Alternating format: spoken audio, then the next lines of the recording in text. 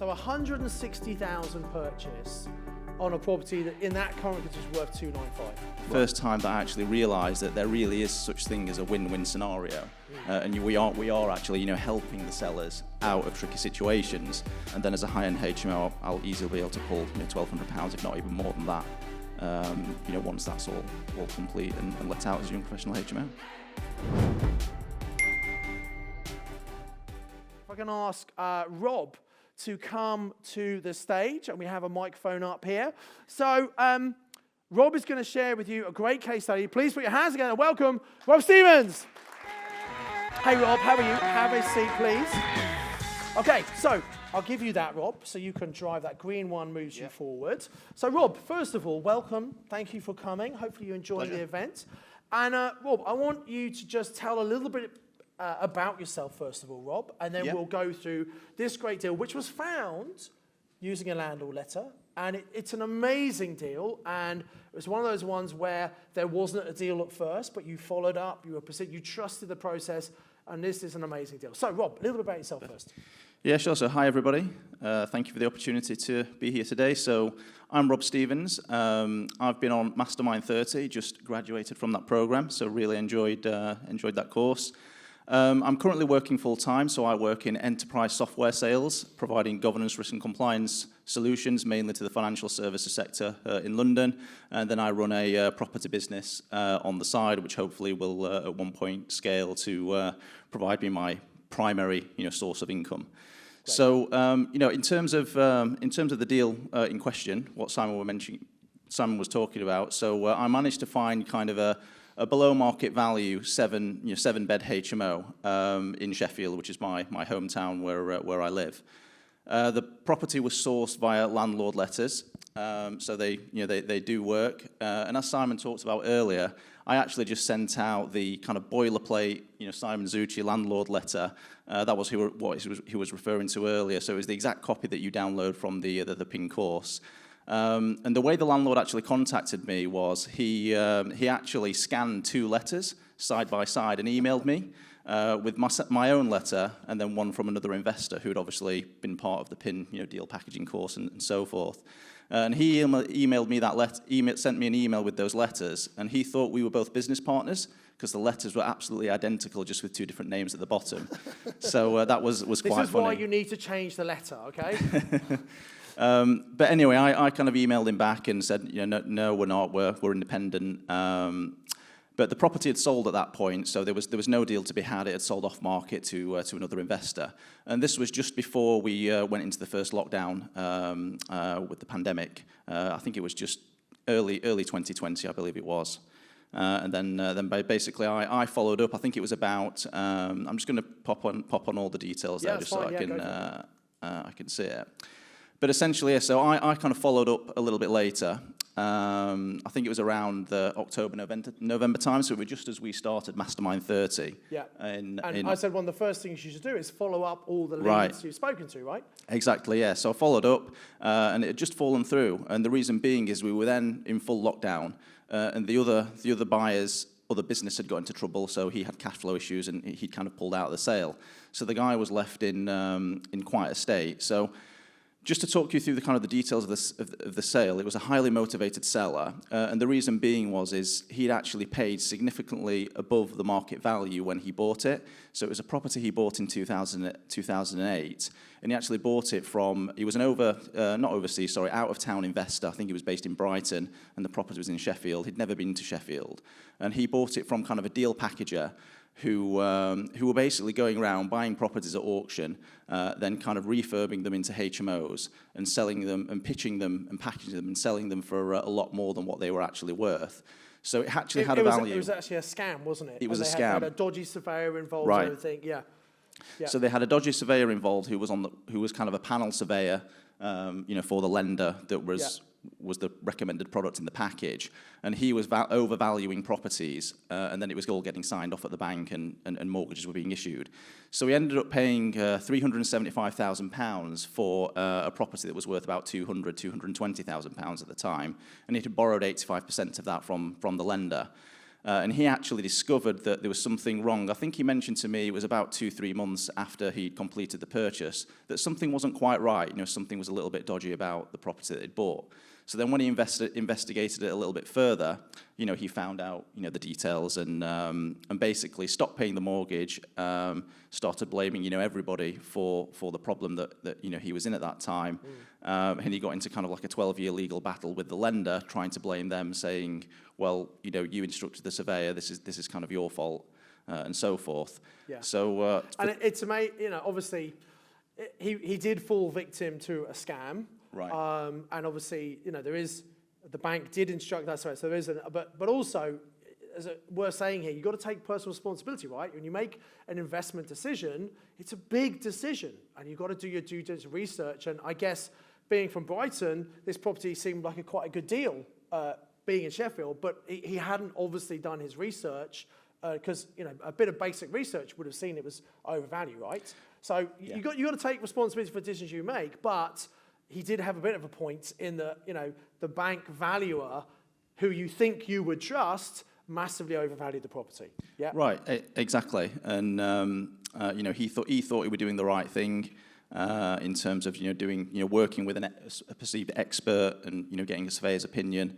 But unfortunately, he was involved in this scam. And I believe I've not been able to find any others, but I believe there's about 20 properties that this happened to in the Sheffield area. Yeah. So there are others out there.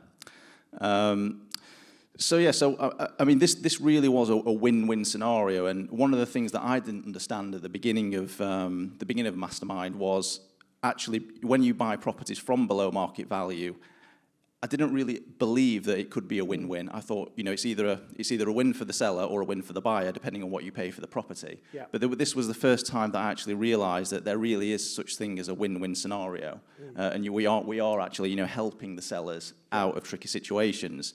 So as you can kind of see on the slides there, so he after a 12-year legal battle, he actually had over £500,000 worth of kind of debt on the account due to kind of accrued interest over 12 years, not paying the mortgage, and then also kind of legal charges and fees and so forth. So even though he borrowed I think it was about 320 he borrowed or something like that, he had over £500,000 worth of arrears on that account when I was speaking to him. And for some reason, the bank had decided not to repossess the property.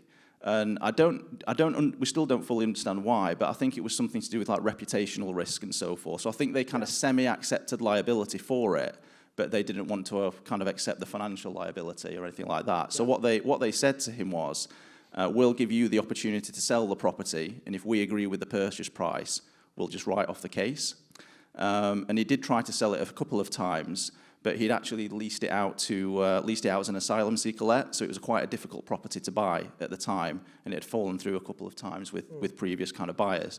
It did go on the market, I think it was in 2007, or it might have even been 2008, and it was marketed for 300,000 plus at the time, but it didn't sell on market, and then as I mentioned before, the other buyer pulled out due to financial issues in the pandemic.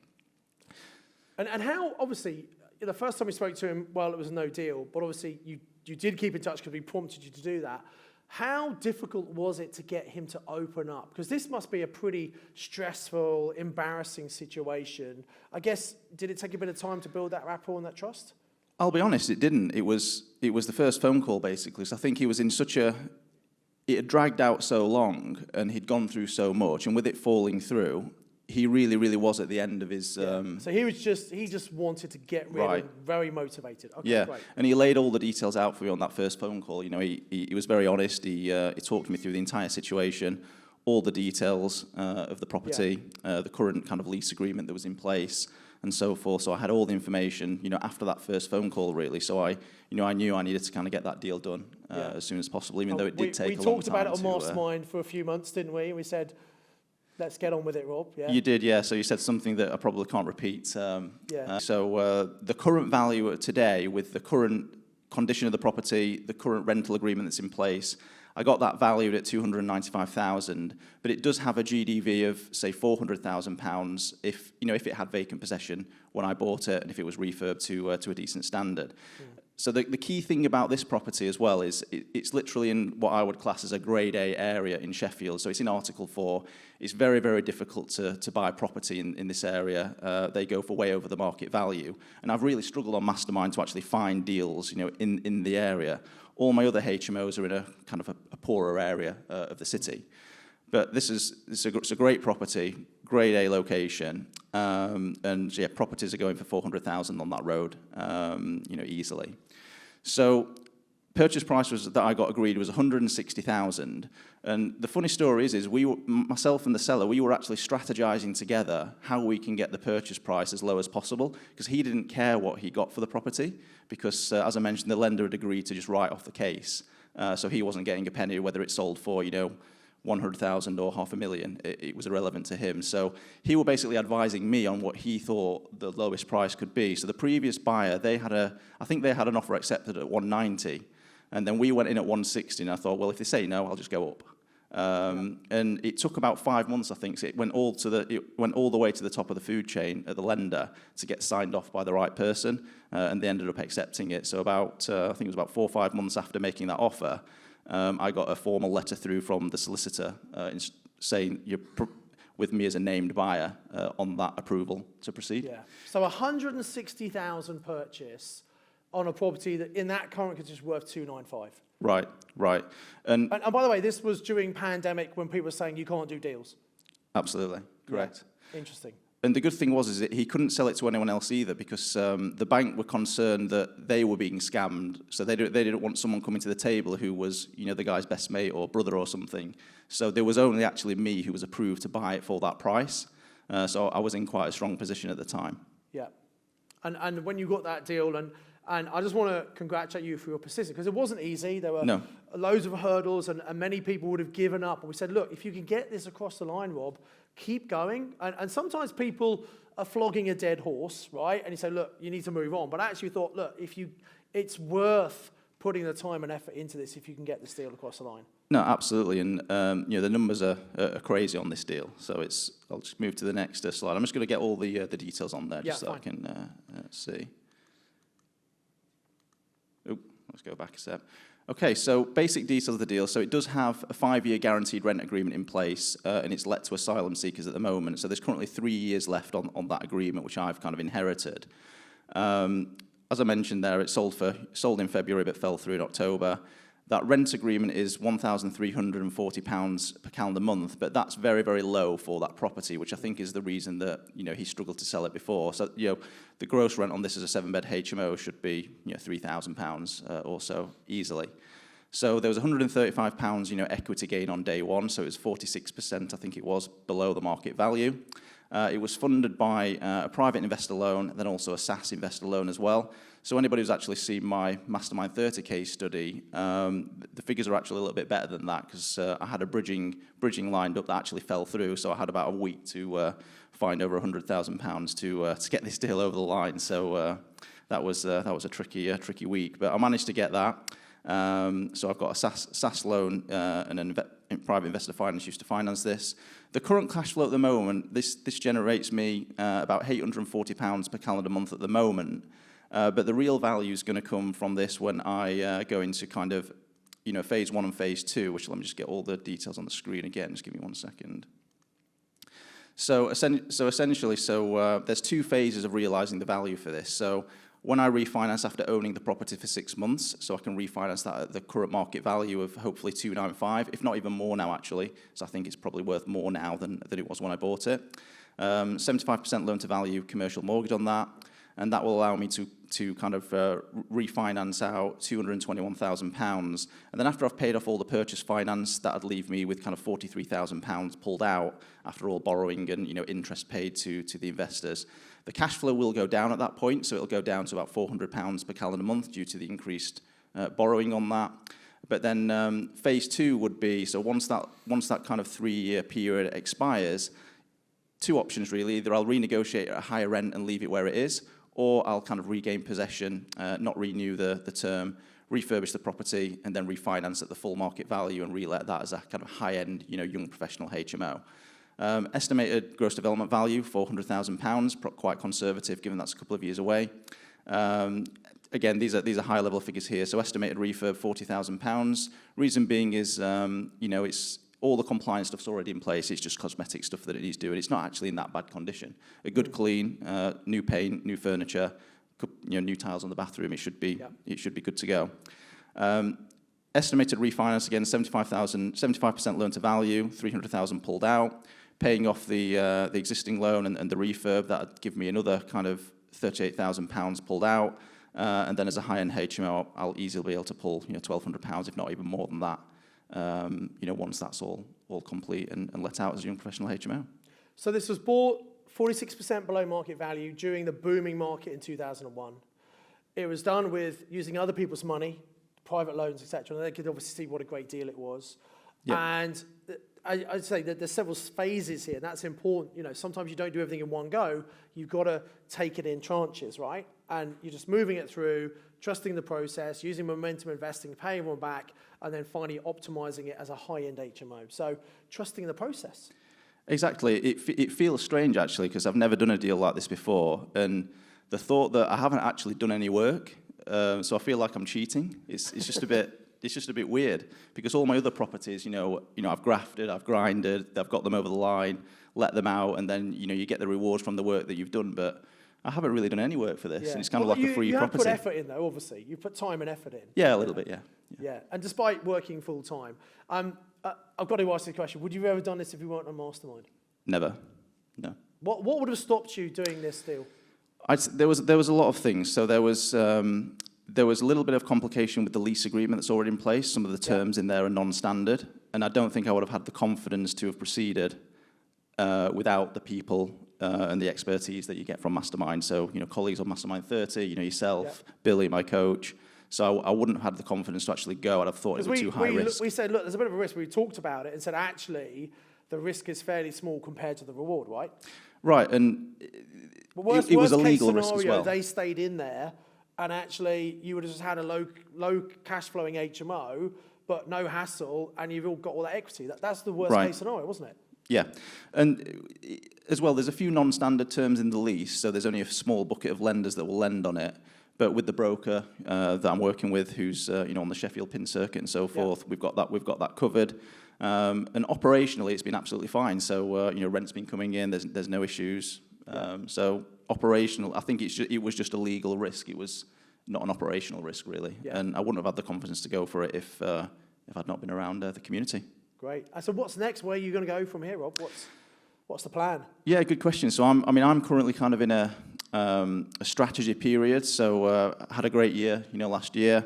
And I'm thinking of continuing with HMOs. So I'm continuing building the HMO pipeline and portfolio, but I'm looking to add a second strategy now onto the property business to repeat what I've done with HMOs with another strategy, whether that's kind of single lets, probably a little bit lower risk, low volatility properties, and then just look to scale from there, really. And I think the world's the oyster. Awesome, great, Rob. Inspirational, just a great example of trusting the process, and Landlord Letters do work, so send them out, right? And following up as well. If you hadn't followed up, you might have said, oh, they've sold it, no point speaking to that landlord anymore. Yeah, and I know that there's other leads that I've not followed up, so I could have missed out on 5 of these without even knowing it. So I think it was just luck that I emailed the guy on the right day. Yeah. And I think that's it. I think you're just lucky, Rob. Yeah, that's all absolutely. It was. Yeah, but you know what? The more action you take, the luckier you get. Right. Is that interesting? Let's give Rob a massive round of applause. Thank you for sharing, Rob. Awesome. Thank you so much. Brilliant. Thank you. I do hope you got massive value from watching this YouTube video. I'd encourage you to click on the link below to come and do the online training with me. And I've got another video lined up for you, which I think is also going to be really useful that you should watch once you've registered for the online training with me. So invest with knowledge, invest with skill. I'll see you very soon.